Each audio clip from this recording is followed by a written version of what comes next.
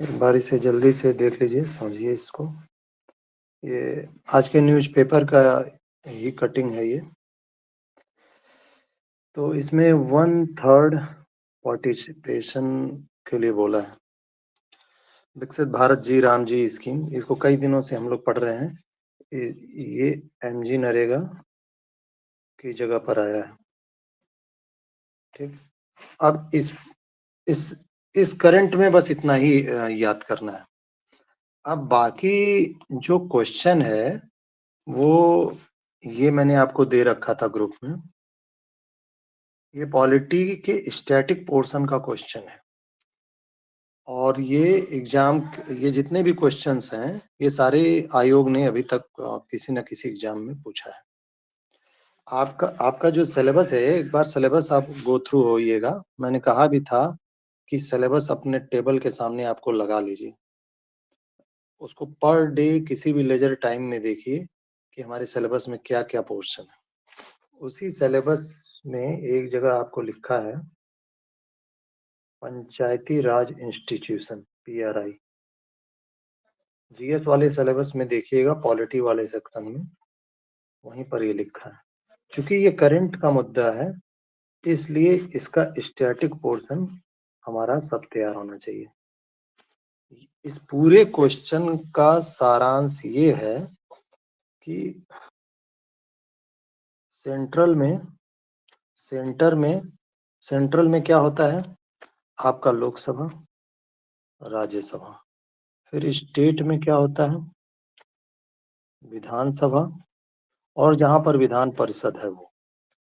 इन सब में female reservation नहीं है।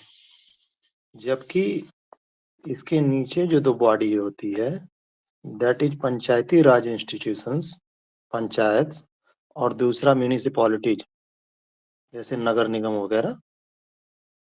इन इन दोनों में 33% रिजर्वेशन है फीमेल को। बस इतना ही ध्यान रखना है। और आ, आ, आपको अभी लगे हाथ यही याद कर लीजिए, जो हमारा संविधान था वो बार बार मैं बता रहा हूँ 22 भाग में 395 अनुच्छेद में और 12 शेड्यूल में डिवाइड था। लेकिन जो हमारा मूल संविधान था, मूल संविधान 8 अनुसूची शेड्यूल में डिवाइड था। क्यों ऐसा था? अच्छा, ये भी एग्जाम का ही क्वेश्चन है। मूल संविधान में कितनी अनुसूचियां? 8। तो क्यों ये 8 में डिवाइड था? क्योंकि आप इसको याद करिए कि इसको बनाया किसने? अंबेडकर ने। अभी के लिए इतना मान लीजिए, अंबेडकर ने, क्योंकि वही ड्राफ्टिंग कमेटी के अध्यक्ष थे। तो अंबेडकर कैसे थे?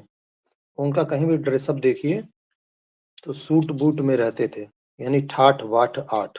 तो उन्होंने 8 बनाया। हमने कल कहा था कि 8वें में क्या है? भाषा है। और वो भाषा के ही आधार पर सूट बूट में आए, इसलिए ठाठ वाठ में आए, इसलिए 8 में आए। तो 8 अनुसूचियां, 8वीं अनुसूची में भाषा है, ये याद हो गया। उसके बाद से 4 अनुसूचियां और जोड़ी गई, 9, 10, 11 और 12। जो ये चारों अनुसूचियां हैं, कॉन्स्टिट्यूशनल अमेंडमेंट एक्ट, संविधान संशोधन अधिनियम, इसके द्वारा जोड़ी गई। 1, 52, 73 और 74। ठीक है। अब हम इसको अभी छोड़ दीजिए, अभी आपको भारी लगने लगेगा, अभी छोड़िए। यहाँ पर जो 11वां था, 11वें में पंचायत जोड़ा गया था और 12वें में नगर पालिका जोड़ा गया था। मूल संविधान में ये सब नहीं था। तो पंचायत किससे जुड़ा? 73वें से। और नगर पालिका किससे जुड़ा? 74वें से। पूरा डिटेल में इसको पढ़ाऊंगा, अभी के लिए बस इतना ही याद रखिए। तो इसमें ये 73 74 जहाँ लिखा है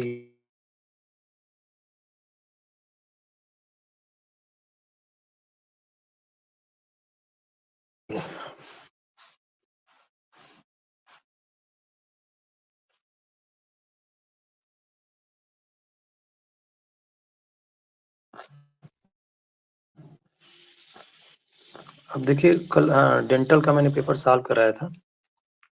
अब आइए जो पिछले साल एमओसीएच का पेपर हुआ था उसको देखते हैं। During the reign of which of the following ruler Jaunpur became famous as Siraj?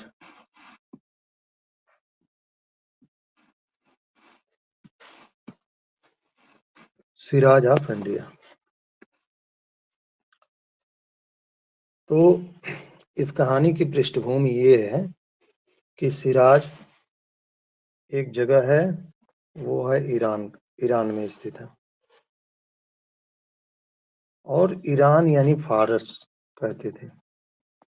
और फारस यानी मुगलों के जमाने की एक महत्वपूर्ण लैंग्वेज, मतलब जिसको फारसी आता था वो इंटेलेक्चुअल समझा जाता था। ठीक, इतनी बात हमें समझ में आ गई। अब जो ये सिराज है ईरान की जगह, यहाँ पर स्थापत्य यानी आर्किटेक्चर और पढ़ाई लिखाई ये सब बहुत ज्यादा हुआ करता था। ठीक, ये दो फैक्ट हमने याद कर लिया। स्थापत्य में ज्यादा था, एजुकेशन में ज्यादा था सिराज। तो सेम यही स्ट्रक्चर हमारा मिलता है जौनपुर में।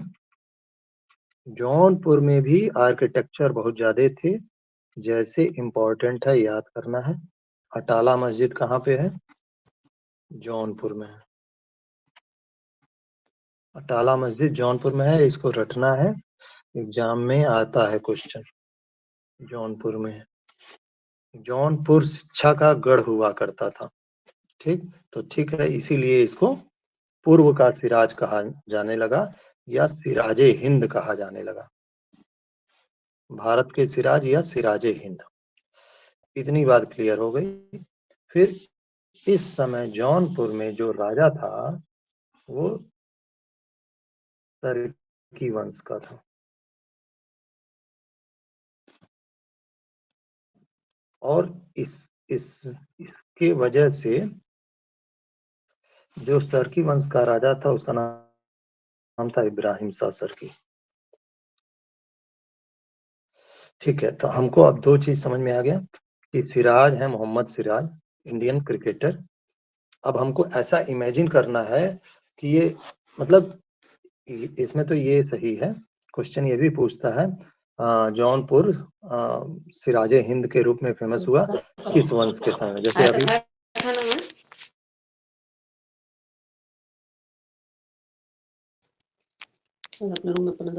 जिसका स्पीकर प्लीज ऑफ कर लीजिए। जैसे अभी कल हम लोगों ने पढ़ा था अष्टदिग्गज वाला, डेंटल में था कि अष्टदिग्गज या कृष्णदेव राय किसके समय में, किस वंश में?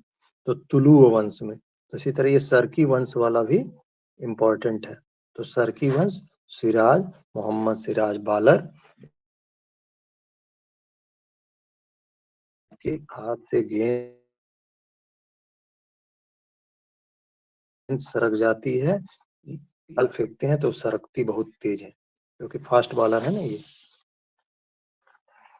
तो इब्राहिम शाह सरकी इसका आंसर है ए। तो 3-4 फैक्ट इस क्वेश्चन से हमने आपको रटा लिया।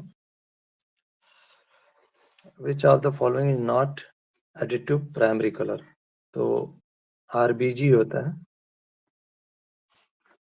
यानी येलो इसका नहीं होगा। नॉट। कौन सा प्राइमरी कलर नहीं है?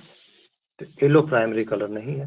प्राइमरी कलर का मतलब ये स्वतंत्र है, ठीक है ना, ये स्वतंत्र है। सूर्य की किरण रेड, समुद्र का पानी नीला, और वनस्पतियां ग्रीन, ये नेचर का कलर है, और इसी से मिलकर अन्य कलर बने हैं। ठीक, अब नहीं भूलना है हमको। अब डिबेट नहीं करना है कि सूर्य का कलर रेड नहीं होता है। अब ऐसे याद कर लीजिए आप। With reference to union finance commission which is the following statement are correct? Is are correct? तो पहली बात तो अब देखिए, अब आप इससे बच नहीं सकते। जीएस 75 क्वेश्चन आपको पढ़ने हैं। 75 क्वेश्चन आपको अपने सब्जेक्ट से पढ़ने हैं। इन केस ऑफ एमओसीएच, डेंटल वाले में 30 क्वेश्चन है, होम्योपैथिक में 30 क्वेश्चन है, लेकिन एमओसीएच वाले बच नहीं सकते, उनको पढ़ना ही पढ़ना है, क्योंकि 75 में से 8 क्वेश्चन लाना शायद शायद थोड़ा टफ है। तो आपको कुछ न कुछ तो इधर एफर्ट डालना पड़ेगा। बेस्ट स्ट्रेटजी ये है कि जो 1 घंटा आप हमारे साथ जुड़ रहे हैं, कम से कम 1 घंटा ईमानदारी से पढ़िए, बाद में भले से अपना पूरा टाइम आप मेन सब्जेक्ट में डिवोट करिए। लेकिन अभी के तौर पे 1 घंटा, 1.5 घंटा आप जिसका 75 क्वेश्चन है, उन लोग को तो करना ही पड़ेगा। 1 घंटा से अधिक डिवोट करना पड़ेगा, थोड़ा रिवीजन के लिए भी करना पड़ेगा। बाकी लोग के लिए ये हो सकता है कि एटलीस्ट यहाँ की बातें सुन।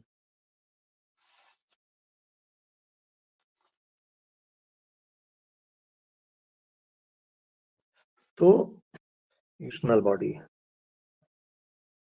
हम पूरी कॉन्स्टिट्यूशनल बॉडी आपको जितनी भी है इंडिया में विद ट्रिक पढ़ाएंगे, आपको घबराने की जरूरत नहीं। तो ये कॉन्स्टिट्यूशनल बॉडी है। तो नीति आयोग क्या है, पहले ये समझिए। ये नीति आयोग नीति निर्माताओं का थिंक टैंक है, इसीलिए। अच्छा, ये चीज थोड़ा सा और दिमाग में रखिएगा।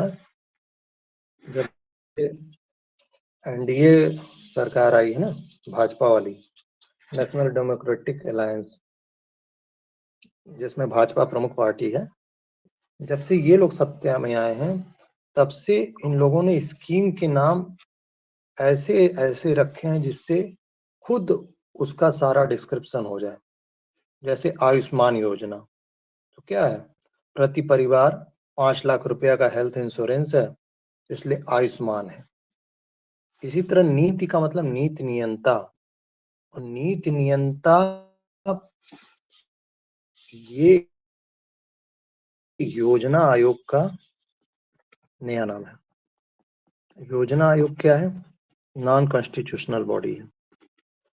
अब नीति आयोग नॉन कॉन्स्टिट्यूशनल है, तो यार ये तो क्लियर हो गया ना कि एक कॉन्स्टिट्यूशनल बॉडी नॉन कॉन्स्टिट्यूशनल को अपनी रिपोर्ट क्यों देगा।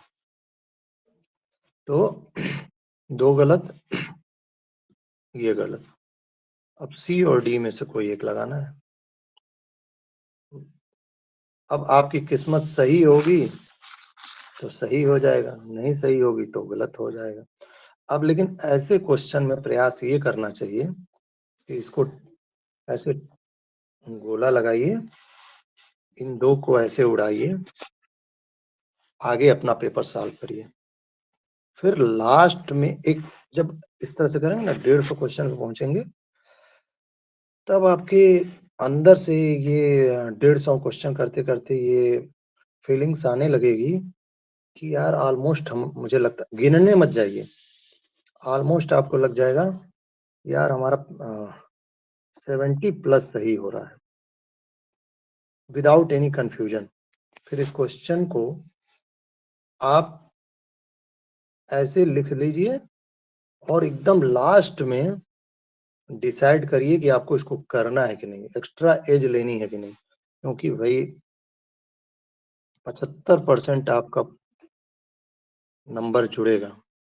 यदि ये सही हो गया तो एक्स्ट्रा एज मिलेगा। अभी के अभी बैठकर सोचिए कि यदि ये क्वेश्चन गलत हो जाता है, तो इस तरह के 3 क्वेश्चन गलत होंगे, तो हमारा एक क्वेश्चन सही वाला उड़ेगा। लेकिन लेकिन यदि ये 50% प्रोबेबिलिटी में सही हो जाता है, तो फिर आपको 3 और तुक्का मारने के लिए ये एलिजिबल कर देगा। समझ रहे हैं मैं क्या कहना चाह रहा हूँ? आपको ये 3 और क्वेश्चन, ये तो आप छोड़ ही रहे थे, इन केस आपने सही कर दिया इसको, तो ये तो आपका वैसे ही बिगड़ा हुआ था, और ये आपने सही कर दिया, एक क्वेश्चन फोकट का मिला आपको। अब आगे से जो ये 50% वाला आप तुक्का मारेंगे, तो 3 गलत करेंगे तब तो कहीं ये वाला उड़ेगा, तो बैलेंस हो जाएगा। और नहीं सोच पा रहे हैं तो फिर शांत दिमाग से जब हम पढ़ा लेंगे तो सोचिएगा, हम इस क्वेश्चन पे क्या बताना चाह रहे थे। क्योंकि पढ़ना ही इम्पोर्टेंट नहीं होता है, इम्पोर्टेंट ये भी होता है कि हमारी स्ट्रेटजी कितनी सही हो। इसको बोलते हैं कॉस्ट बेनिफिट एनालिसिस। बहुत ज्यादा पढ़े हैं और सही से एनालिसिस ही नहीं कर पा रहे हैं तो फिर कोई फायदा नहीं है। तो ऐसे क्वेश्चन को जब पेपर सॉल्व करिए घर पे बैठ के, तब सोचिए इस चीज को। अब सी और डी में से कोई एक तुक्का आप लोग मन में सोच लीजिए क्या सही होगा। अब finance commission has a chairman and 6 members. Chairman तो होगा, सही बात है। 6 सदस्य। तो फाइनेंस कमीशन है, वित्त वाली चीजें हैं, पैसे वाली चीजें हैं, 6 लोग इन्वॉल्व नहीं होते हैं। अभी के लिए इतना जानिए, यानी दोनों गलत है। आपका दिल नहीं कहेगा कि नीदर हम लगाएं।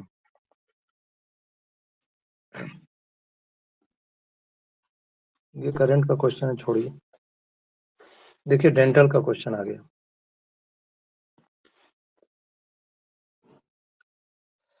तमिलनाडु।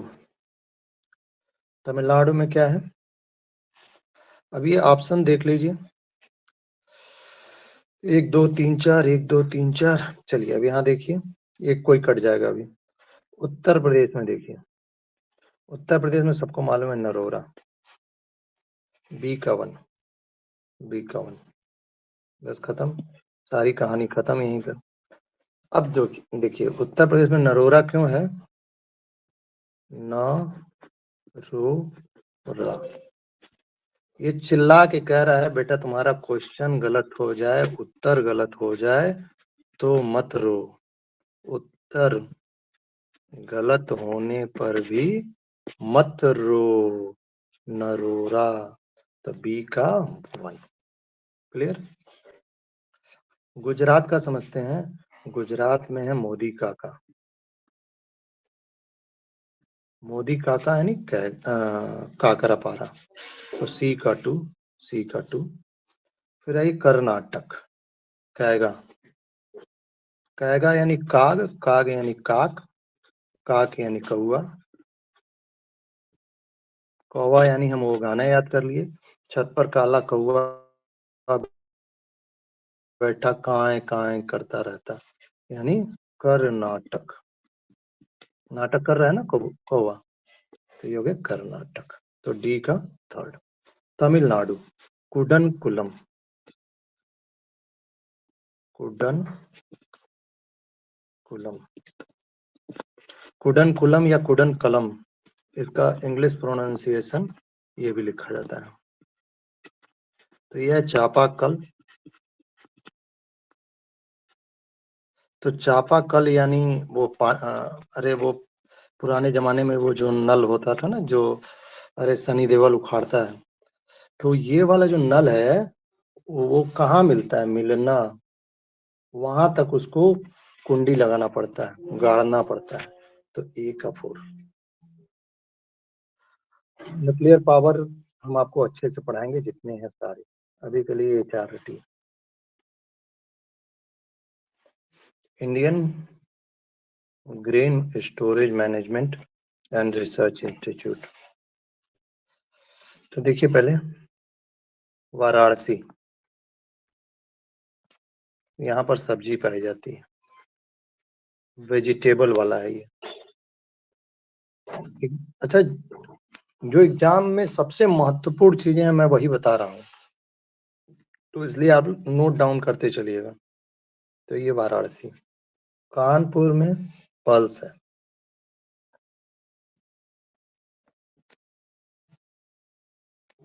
लखनऊ में बहुत है, CDRI अभी याद कर लीजिए। और हापुड़ में ग्रेन स्टोरेज। हापड़ के मतलब हापुड़, जैसे वो कहते हैं ना कि मतलब बहुत ज्यादा मात्रा में हापुड़, हापुड़ ग्रेन स्टोरेज। इसका गाजियाबाद है, ये क्वेश्चन अब नहीं पूछेगा, इसलिए छोड़ दीजिए। ये भी बहुत पुराना करंट अफेयर्स है, पूछना नहीं चाहिए था, लेकिन चूंकि पहली बार यूपी का था, इसलिए शायद ये पूछा। ये 2000, आई होप 2017 में लॉन्च हुआ था। 2017, मुझे एग्जैक्ट नहीं याद आ रहा है, 2017 या 18 के करंट अफेयर्स में था। मैथ का क्वेश्चन है, अभी छोड़िए। ऑस्कर अवार्ड हम अच्छे से आपको कराएंगे, ये सब इम्पोर्टेंट क्वेश्चन होते हैं। ये करंट का क्वेश्चन यदि गलत होता है एग्जाम में, तो समझ लीजिए इसका मतलब आपने जीएस को एकदम बिना छुए चले गए आप, या जिस किसी से भी पढ़े उसने बस इधर उधर का पढ़ा दिया। क्योंकि ऑस्कर पुरस्कार एग्जाम में आ जाए और आप गलत कर दें, मतलब आपने जीएस पढ़ी नहीं है। ये सब क्वेश्चन आउट है।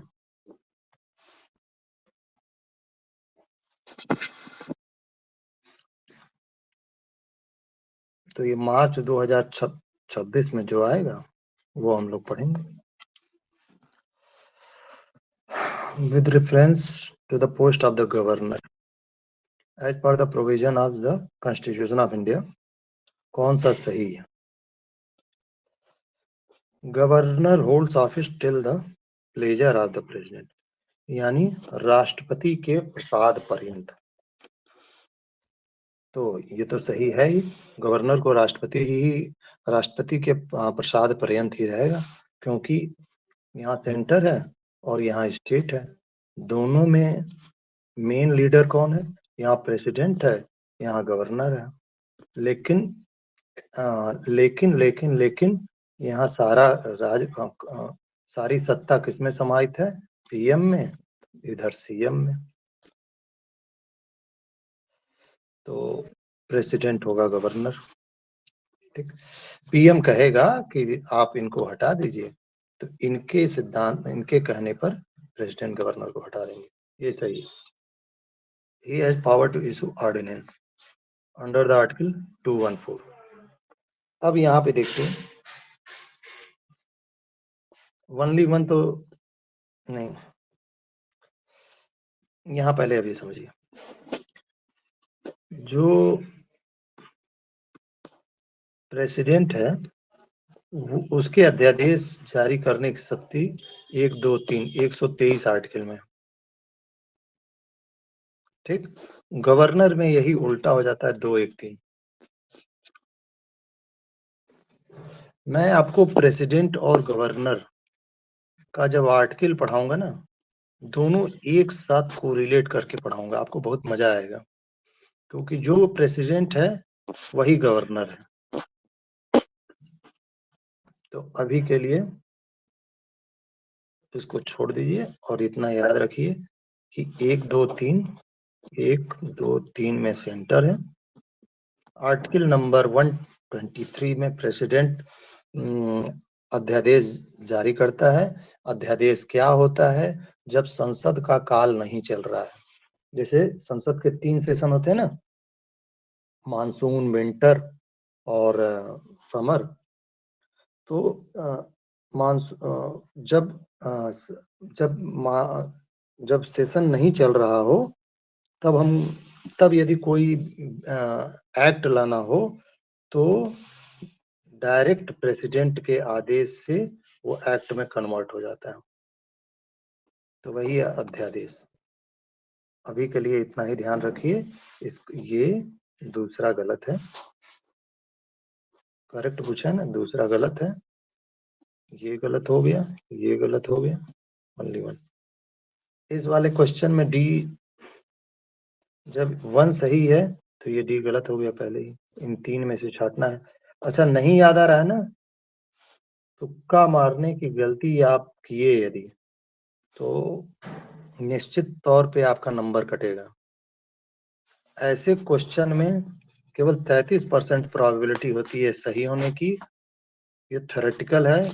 99% प्रोबेबिलिटी होती है गलत होने की, ये प्रैक्टिकल है।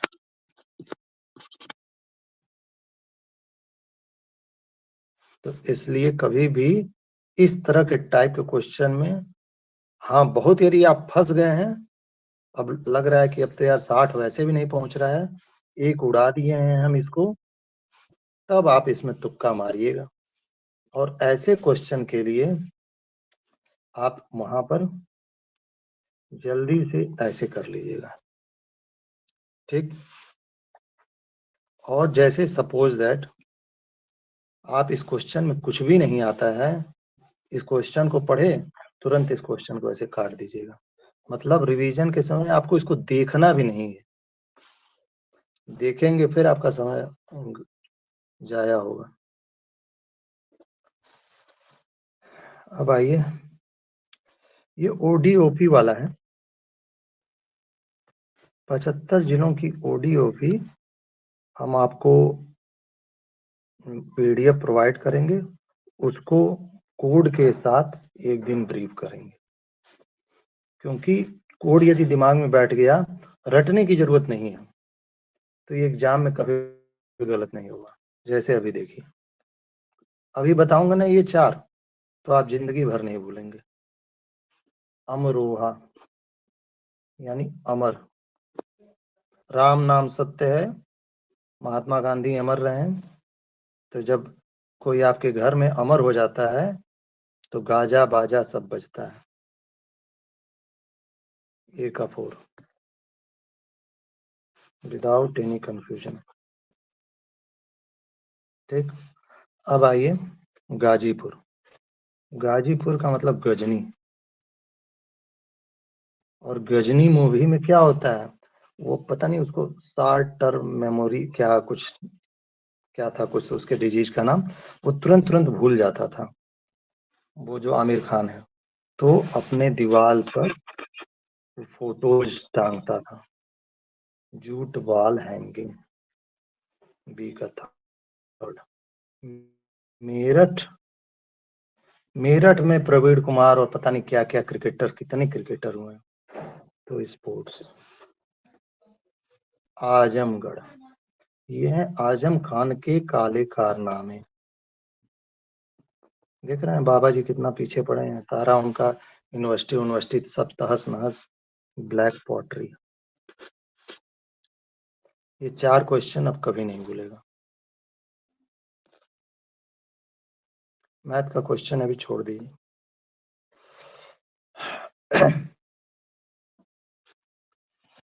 Which of the following article cannot be suspended during national emergency? मैं मान के चल रहा हूं आप कभी नहीं पढ़े हैं, फिर भी इस क्वेश्चन को लॉजिक से करेंगे तो सही कर ले जाएंगे। कैसे? अब देखिए, आर्टिकल 14 और 15। अच्छा, ये सब आर्टिकल आपको रटाएंगे हम। 14 है, अभी के लिए जानिए, विधि के समक्ष समता, इक्वालिटी बिफोर लॉ। और आर्टिकल 15 है, धर्म, मूल, वंश, जाति, लिंग या जन्म स्थान के आधार पर विभेद का प्रतिषेध। Prohibition of discrimination on grounds of, कौन कौन से ग्राउंड है? रिलीजन के आधार पर, रेस के आधार पर, कास्ट के आधार पर, सेक्स के आधार पर, अथवा प्लेस ऑफ बर्थ के आधार पर। ये राइट टू इक्वालिटी।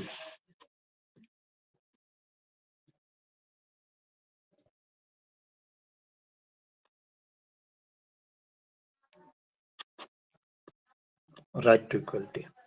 अब ये 3 आर्टिकल बचे।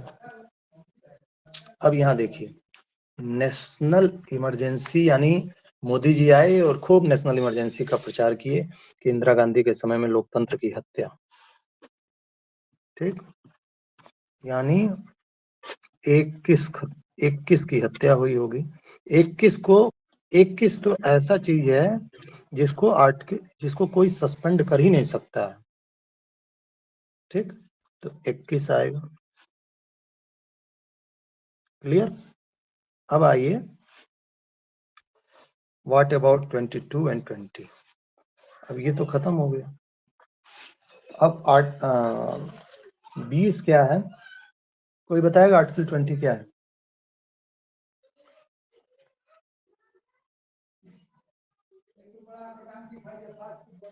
एग्जैक्ट लैंग्वेज मत बताइए, इधर उधर बताइए। आपको कोई मेंस का पेपर थोड़ा नहीं लिखना है कि वहाँ कॉपी में लिखना है। कुछ भी बताइए जो कल बताया था मैंने, कुछ भी मोटा मोटा बताइए।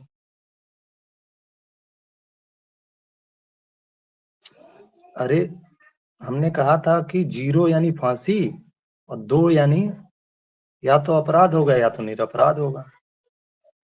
तो 20 क्या कहता है? अपराधों के लिए दोष सिद्ध के संबंध में संरक्षण। जब तक दोष सिद्ध नहीं हो जाता है तब तक वह व्यक्ति संरक्षित है। यही तो है 20। तो इसको भी सस्पेंड नहीं हो सकता। 21 ये वैसे ही सस्पेंड नहीं हो सकता। तो ये 20 और 21 हो गया विदाउट एनी कंफ्यूजन। 19 क्या है? फ्रीडम ऑफ स्पीच है।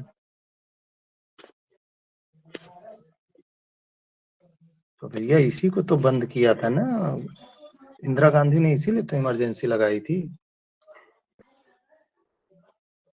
और 22 क्या है? ये है प्रिवेंटिव डिटेंशन। कुछ दिशाओं में गिरफ्तारी और निरोध से संरक्षण, प्रिवेंटिव डिटेंशन। डिटेंशन सेंटर होते हैं ना, वही है। तो इस क्वेश्चन में नेशनल इमरजेंसी में कौन सा आर्टिकल सस्पेंड नहीं हो सकता? एक किस नहीं हो सकता, और जब तक हमारा अपराध दोषी नहीं है तब तक मैं अपराधी नहीं हूँ।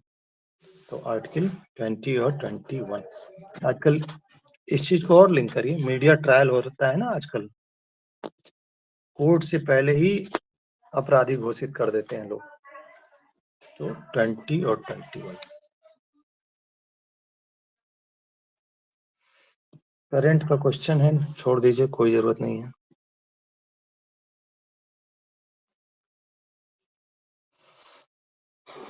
ये क्वेश्चन बहुत इजी है इसलिए यही कर लीजिए। एक त्रिभुज के 3 कोणों के मापों का अनुपात 2, 3, 4 है। सबसे बड़े बड़े कोण का माप क्या है? देखिए इस टाइप के क्वेश्चन में करना ये है कि जो त्रिभुज है उसके उसका एंगल का योग कितना होता है? 180। ये रेशियो दिया है, सबको जोड़ दीजिए। 3, 2, 5, 4, 9। 9 रेशियो इज इक्वल टू 180। तो एक रेशियो किसके इक्विवेलेंट हुआ?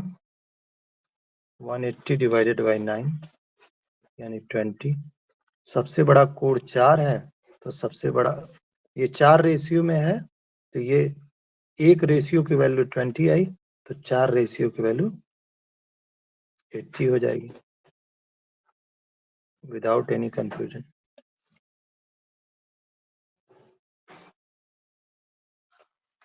ठीक।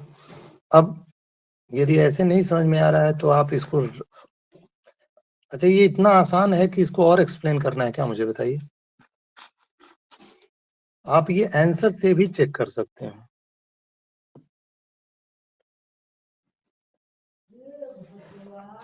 अलाउद्दीन खिलजी द्वारा निर्मित अलाई दरवाजा निम्नलिखित में से किसका प्रवेश द्वार था? कुब्बतुल अल इस्लाम मस्जिद।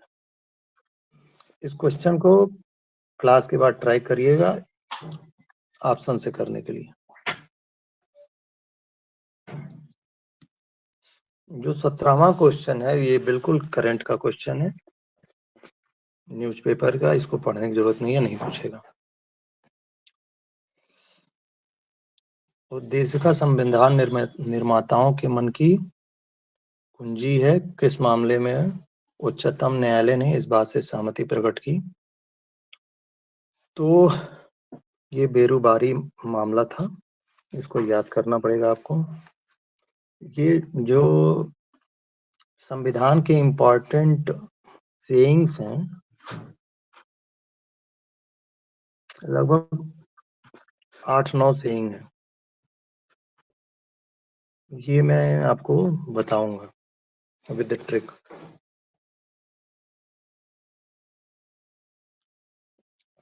Indian state of forest report 2021 हर 2 साल पर एक बार आता है ये।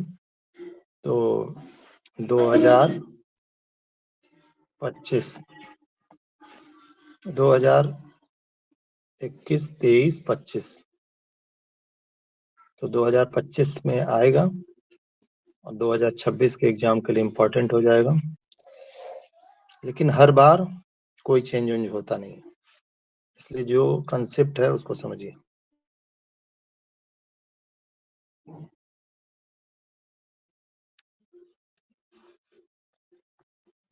ये आपका सुंदर सा भारत है, गुजरात, खंबात की खाड़ी, और ये आपका नॉर्थ ईस्ट। ठीक, अब देखिए यहाँ पे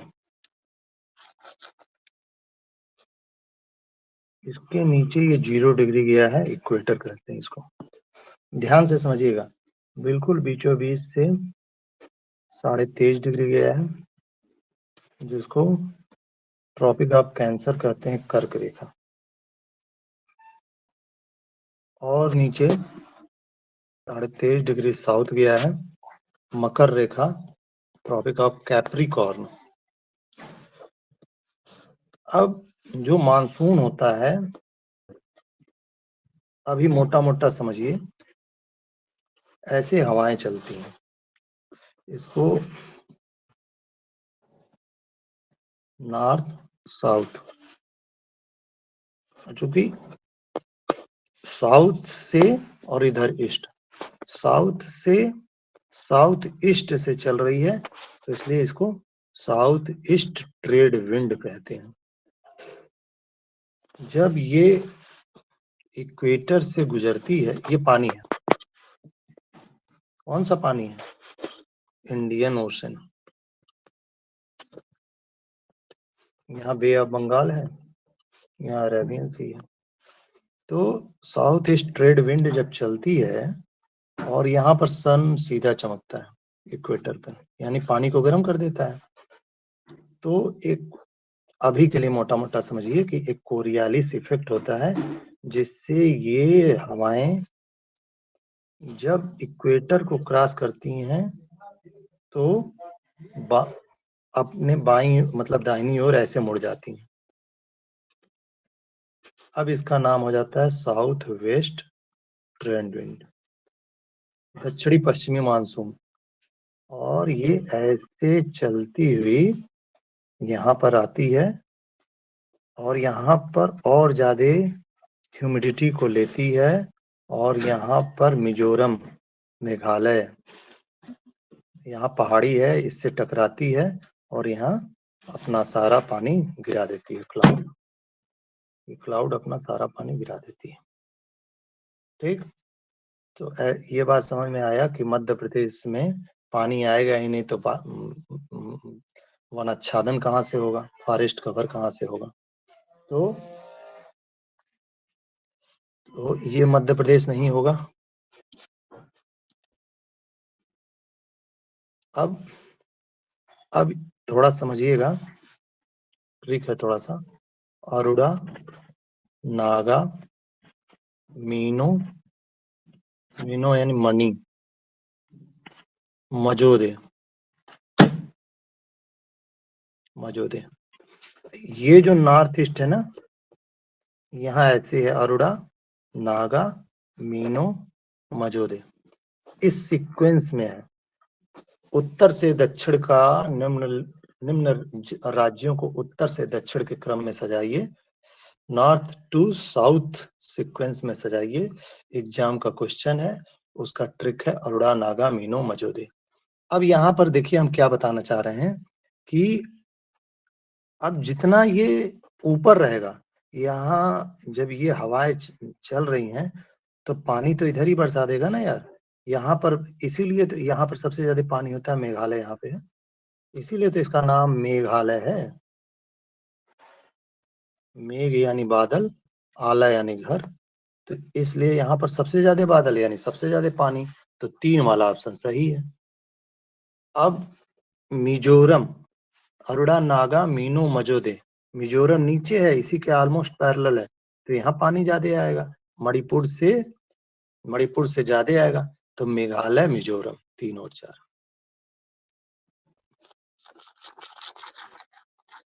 समझ में आया? ये बिल्कुल फिजिक्स है। अब यदि कंसेप्ट क्लियर है तो इस तरह के क्वेश्चन हमेशा सही होंगे। देखिए, एक वाहियात सा मैथ का क्वेश्चन है, इसलिए समझ लीजिए इसको भी, लगे हाथ तुरंत के तुरंत।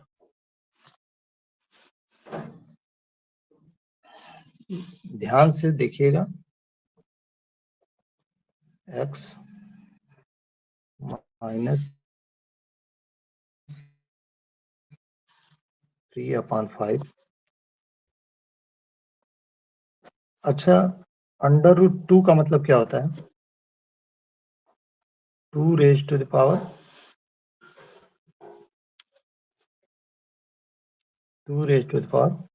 1/2, क्योंकि यहाँ पर 2 है, यहाँ पर 3 रहता तो 3, 4 रहता तो 4, अब 5 है तो 1/5, और ये पूरे पर कितना है?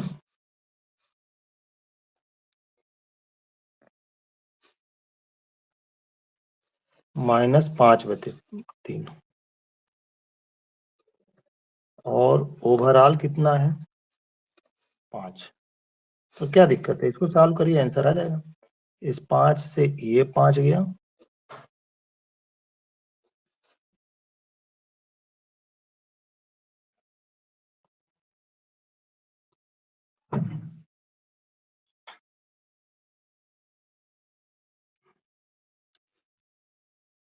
ये 3 से ये 3 गया,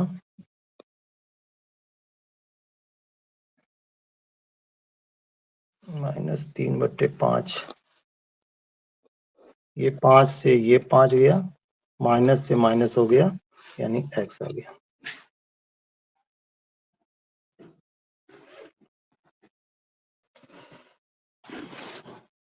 ये क्वेश्चन करंट का है, छोड़ दीजिए। इसको थोड़ा मुझे डिटेल में बताना पड़ेगा, क्योंकि यदि आया है क्वेश्चन तो इसको डिटेल में बताना पड़ेगा। अब 25 क्वेश्चन आज हो गए, 23-25, बाकी का कल कराएंगे। और एक बार आप अपना जरा, आप लोग एडवर्टाइजमेंट देखे होंगे तो एक बार एडवर्टाइजमेंट फिर से देख लीजिए।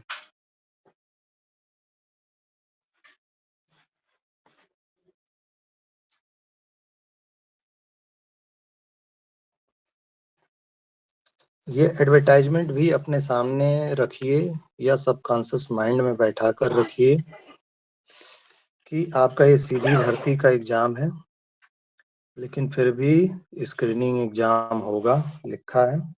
हालांकि आप लोग ऐसा सोचेंगे ही नहीं कि क्यों ये इंटरव्यू में, मतलब ये जो जो एग्जामिनर है ना, वो वहां पर 3 लोग बैठते हैं। यहाँ पर सामने मेंबर होता है, यहाँ आप बैठते हैं, यहाँ एक्सपर्ट बैठता है, यहाँ एक्सपर्ट बैठता है, कुछ इस तरह से होता है। तो ये वाला जो है ना, आपको इसी टाइप का क्वेश्चन पूछेगा। आपका जनरल जनरल आप कितना सोच पाते हैं, आपको रट्टू तोता वाला क्वेश्चन नहीं पूछेगा। वो तो जान ही रहा है कि आप भाई रिटन क्वालिफाई करके आए हैं, यानी आप दिमाग वाले हैं। तो आपका प्रेजेंस ऑफ माइंड कितना है वो पूछेगा। बेटा, सीधी भर्ती का एग्जाम था, तुम्हारा कैसा एग्जाम था? सीधी भर्ती का एग्जाम था, तो सीधी भर्ती होनी चाहिए थी, क्यों रिटन दे के आए? तो आपको यही एडवर्टाइजमेंट ही देख कर बताना है। तो जब ना दिमाग में रहेगा ये सारी बातें, तभी तो आप बता पाओगे। और इसका यकीन मानिए, मतलब 1000% मैं ये बात बता रहा हूँ, आप कोई फैक्ट गलत बता दिए, बहुत दिक्कत नहीं है। लेकिन प्रेजेंस ऑफ माइंड वाला क्वेश्चन गलत बता दिए, निश्चित तौर पे आपका नंबर कम होने वाला है। वो एग्जामिनर के दिमाग में हो जाएगा, रट्टू तोता है। तो एडवर्टाइजमेंट से आपकी इंटरव्यू की तैयारी होगी। तो इस चीज को फिर से एक बार, अभी टाइम है, देख लीजिएगा।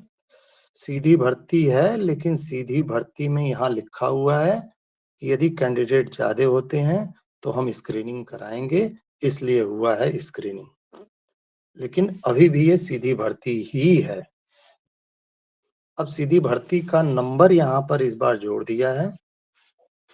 यहाँ लिखा है 25% मार्क्स आपका स्क्रीनिंग में होना चाहिए। होना नहीं चाहिए मतलब ये लिखा है कि 75% मार्क्स स्क्रीनिंग का और 25% मार्क्स इंटरव्यू का, दोनों को ऐड करके आपकी मेरिट बनेगी। तो यार सारी कहानी तो आप इतनी मेहनत करो कि सारी कहानी यहीं खत्म हो जाए। आपका सारा पोर्शन स्ट्रांग रहे कि आप यहीं से सारा कुछ ले लें, इसकी बहुत ज्यादा आपको आवश्यकता ही ना पड़े। अब यहाँ लिखा है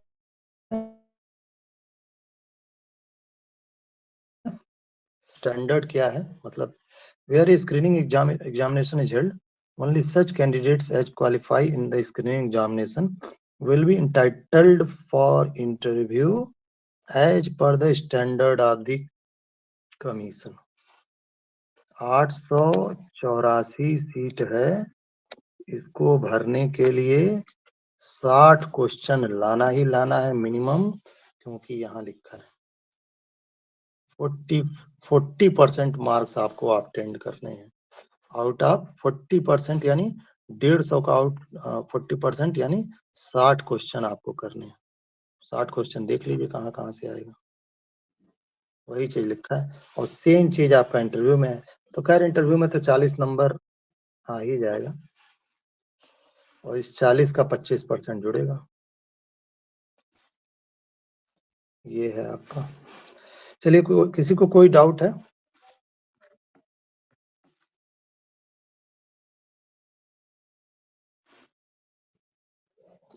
किसी को कोई डाउट है तो पूछ लीजिए। चलिए ठीक है, फिर आज के लिए इतना ही रहने देते हैं। कल। Good evening sir. Good evening. Sir एक डाउट है, जब आपने स्टार्टिंग में वो आप बता रहे थे ना सेंट्रल स्टेट के लोकसभा राज्यसभा, तो आपने उसमें कुछ बताया था B22 भाग ये 395, वो क्या एक बार रिपीट कर दो। अच्छा रिपीट करना है। हाँ जी।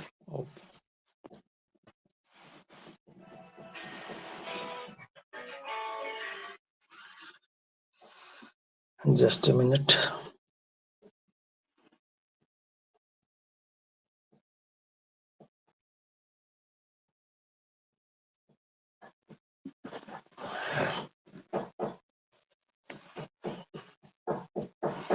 मैं ये कह रहा था कि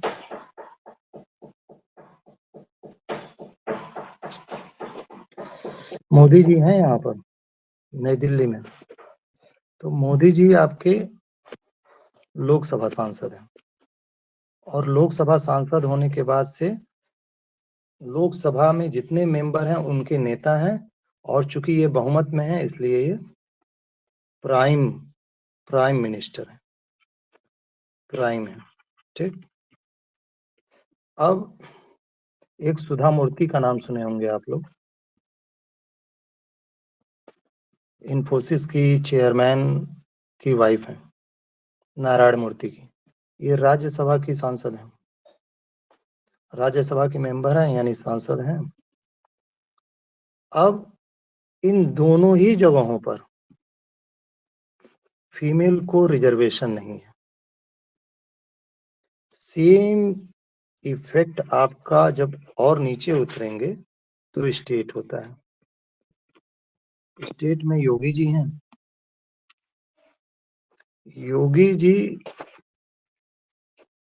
विधानसभा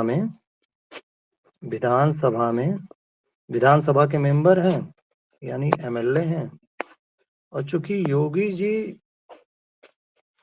योगी जी बहुमत प्राप्त दल के नेता हैं इसलिए मुख्य हैं। ठीक। अब यहाँ पर सेंट्रल में ये राज्य व्यवस्था चलती है, लोकसभा और राज्यसभा। राज्यों में ये व्यवस्था चलती है, विधानसभा और विधान परिषद। और यहाँ पर धर्मेंद्र प्रधान मान लीजिए इनको बोलते हैं एमएलसी। अब यहाँ पर क्या है, यहाँ पर भी फीमेल का रिजर्वेशन नहीं है। दैट मीन्स इसमें भी, मतलब विधानसभा में भी फीमेल नहीं है और विधान परिषद में भी फीमेल की सीट रिजर्व नहीं है। लेकिन इसके बाद जो तीसरा स्ट्रक्चर है आपके जिले और गांव में, वहां पे भी तो जैसे हमारे यहाँ राज व्यवस्था की बड़ी सुंदर स्ट्रक्चर बना है। सबसे टॉप पर सेंटर, उसके नीचे स्टेट और सबसे नीचे का शासन आपका गांव और शहर, उसके नीचे आपका परिवार,